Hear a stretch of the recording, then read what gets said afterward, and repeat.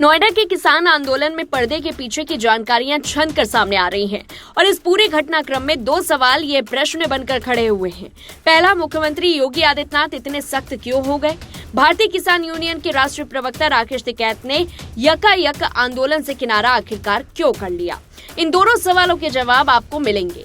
किसान नेताओं की आपसी फूट और श्रेय लेने की होड़ ने इस आंदोलन को खत्म कर दिया। उन हजारों किसानों, महिलाओं और बुजुर्गों को नुकसान पहुंचाया है जो दिन रात भूखे प्यासे और गर्मी सर्दी में नेताओं के पीछे खड़े रहे। सामान्य रूप से किसान हकों पर खुले मन से फैसला लेने वाले मुख्यमंत्री योगी आदित्यनाथ गौतम बुद्ध नगर किसान आंदोलन पर अचानक सख्त हो गए।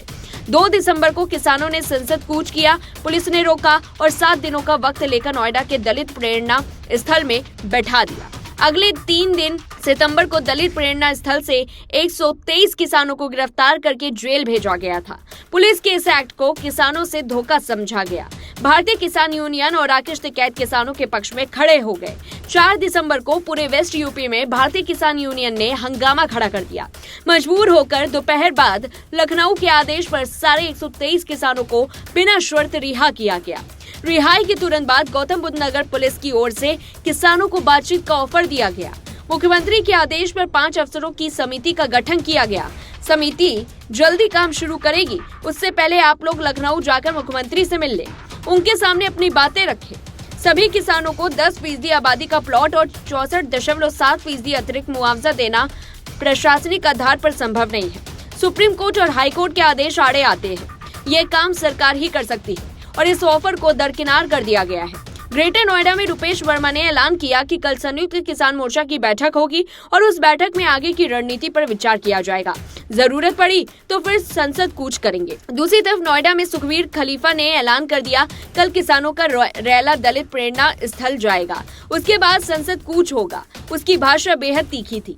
इन बयानात के 2-3 घंटे बाद ही गौतम बुद्ध नगर पुलिस ने फिर सारे किसान नेताओं को गिरफ्तार कर लिया। 4 दिसंबर की रात जब पुलिस किसानों की धरपकड़ कर रही थी कि तभी 11:51 पर योगी आदित्यनाथ के कार्यालय ने ट्वीट किया। लिखा, गौतम बुद्ध नगर हो, अलीगढ़ हो या संभल अथवा कोई अन्य जनपद, अराजकता फैलाने की छूट किसी को नहीं दी जा सकती। और इस ट्वीट की भाषा पर गौतम बुद्ध नगर में खूब चर्चा हुई। लोगों ने इस बात पर आश्चर्य प्रकट किया कि सीएम ने किसानों को संभल के दंगाइयों जैसे अराजक लिख दी। रुपेश वर्मा 2 दिन बाद 6 दिसंबर को गिरफ्तार किए गए। दरअसल रुपेश तमाम कोशिश करके और वीडियो जारी करके किसानों को खास बड़ी संख्या में गांव से बाहर नहीं निकाल सके, तो बाकी साथियों के पास जेल जाना ही इज्जत बचाने का हथियार बचा था। इस सवाल का जवाब किसानों को मुख्यमंत्री की ओर से बात करने का ऑफर 4 दिसंबर को पहली मर्तबा नहीं मिला था। किसानों ने 1 दिसंबर को यमुना अथॉरिटी पर प्रदर्शन किया था। उस दिन गौतम बुद्ध नगर की पुलिस आयुक्त, जिलाधिकारी और तीनों प्राधिकरणों के सीईओ ने किसान नेताओं से बातचीत की थी। उस दिन भी पुलिस आयुक्त ने किसान नेताओं को लखनऊ चलकर मुख्यमंत्री से वार्ता करने का प्रस्ताव दिया था, लेकिन उस प्रस्ताव को खारिज कर दिया गया था। अगर मुख्यमंत्री कैंप से किसान नेताओं को 2 बार बातचीत का ऑफर मिले और उसे खारिज कर दिया जाए तो इस रवैये को क्या बोला जाएगा? लोकसभा चुनाव से पहले मुख्यमंत्री ने हाई पावर कमेटी बनाई थी और उस कमेटी ने किसान हितों में कई अच्छी सिफारिश की। उन पर प्राधिकरणों ने अमल शुरू किया है और उन सिफारिशों पर भी बातचीत करने के बजाय आंदोलन शुरू कर दिया।